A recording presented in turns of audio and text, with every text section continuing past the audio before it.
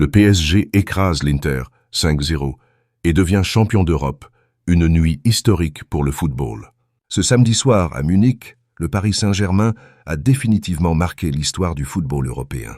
En écrasant l'Inter Milan 5-0, le club parisien décroche sa première Ligue des Champions, devenant le deuxième club français à soulever le prestigieux trophée après l'Olympique de Marseille en 1993. Mais au-delà du titre, c'est la manière qui impressionne. Un score jamais vu en finale, une performance collective exceptionnelle et un message fort envoyé à toute l'Europe. Le PSG est désormais un roi d'Europe. Une démonstration totale à Munich. Dès les premières minutes, les hommes de Luis Enrique ont imposé leur tempo. Pressing saute, transitions éclairs, maîtrise technique. L'Inter n'a jamais eu le temps de respirer.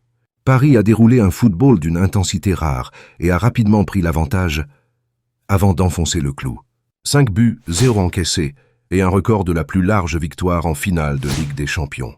Le Süddeutsche Zeitung, édité à Munich, s'exclame en une 5-0. La RTBF en Belgique résume l'évidence. Il n'y aura eu qu'une seule équipe lors de cette finale. Luis Enrique, un maître d'orchestre salué. Au centre de cette performance historique, Luis Enrique. Arrivé à l'été 2023, l'ancien coach du Barça a su transformer Paris. 10 ans après son sacre avec le club catalan, il remporte sa deuxième Ligue des Champions, avec une équipe qu'il a su façonner autour du collectif. En Espagne, les hommages sont unanimes. La main de Luis Enrique, titre le journal AS, avec une photo pleine page du technicien espagnol. Le quotidien Marca évoque une célébration pleine d'émotions. Luis Enrique portait un t-shirt dédié à sa fille Xana, décédée en 2019. Une image forte qui a profondément ému les spectateurs. Le média argentin Olé ne tarit pas d'éloges. Paris a offert à l'Inter une danse inoubliable, un vrai roi d'Europe. Un sacre salué aux 4 coins du globe.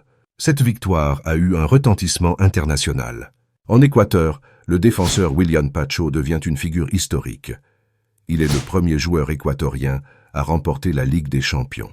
Expresso à Quito saluait un champion historique. Au Portugal, c'est Nuno Mendes qui fait la une de Abola, le journal titrant simplement « Sublime ».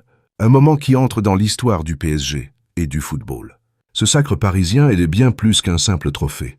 Il symbolise l'aboutissement d'un projet entamé il y a plus d'une décennie, souvent critiqué, parfois moqué, mais désormais consacré au sommet du football européen. Avec cette victoire, le PSG devient une référence, une puissance respectée et surtout le nouveau champion d'Europe. Une page se tourne dans l'histoire du club, une autre s'ouvre, peut-être celle d'une domination durable. Abonne-toi si tu aimes le foot.